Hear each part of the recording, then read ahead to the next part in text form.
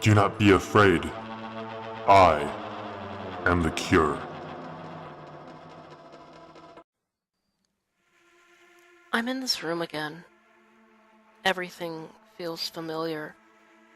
The empty space, the simple chair, the bed and desk space, and the same window.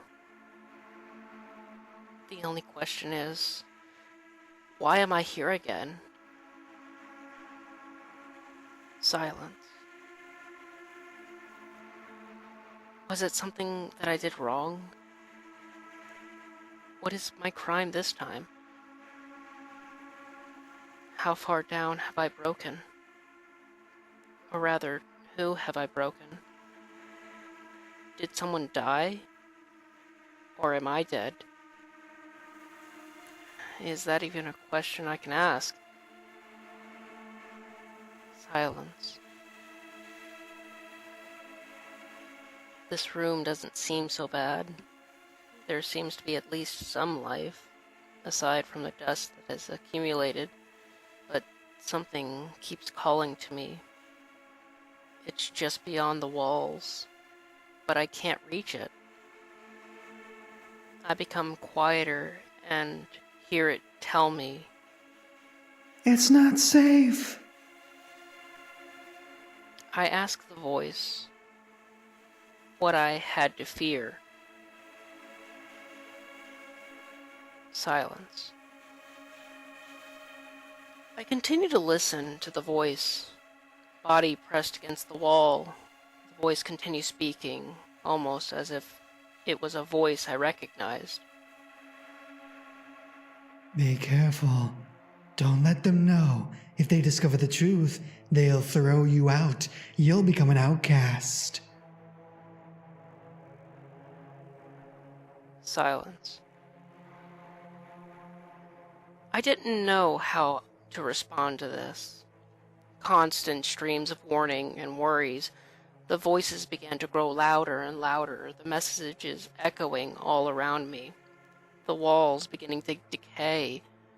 I wanted to hide under the bed, remove my head, anything to escape, and find silence. The voice of reason was gone, and in its place was a far darker tone. I continued to hear murmurs all around me, slowly growing louder and louder, the speech growing less coherent and beginning to sound like babble. I tried to grasp for peace and longed for silence. The color of the walls began to fade away, from pristine white to decaying black. The wallpaper peeled like skin and ink, oozed onto the floor in heaping clumps. The voices around me continued to echo, the context becoming toxic, like the room.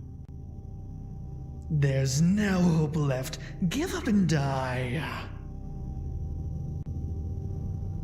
Silence.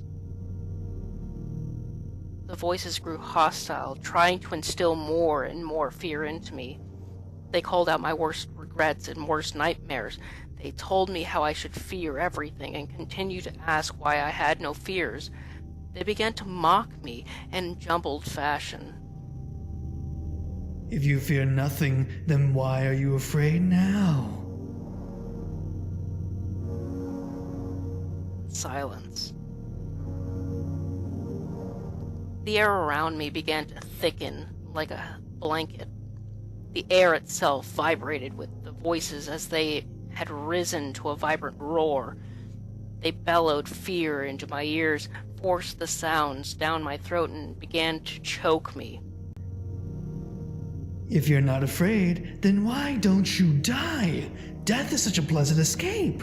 Why don't you take it?" Silence. I cried in pain as the voices moved and commanded the air. They were all around me and forced the room to fall. The walls began to crumble, stone cascading down. The life from beyond the window was gone and pitch dark. The chair, bed, and floors were rotting away. The voices continued to scream and shout as the walls came down. Silence. The room was gone. The rubble I was in had vanished, and I stood alone. In an empty space with no light and no way out, the voices had faded now to a low hum. I could barely breathe and felt myself suffocating. The voices were fading, and so was I. The voices were about to grant me silence. The air began to fade. I gasped, hoping to provide my lungs relief, but it never came. The voices were gone, and so was everything else. There was nothing left to me but a void, and I feared more than anything else before it. What I feared now was not the calls of paranoia. What I feared now was the silence.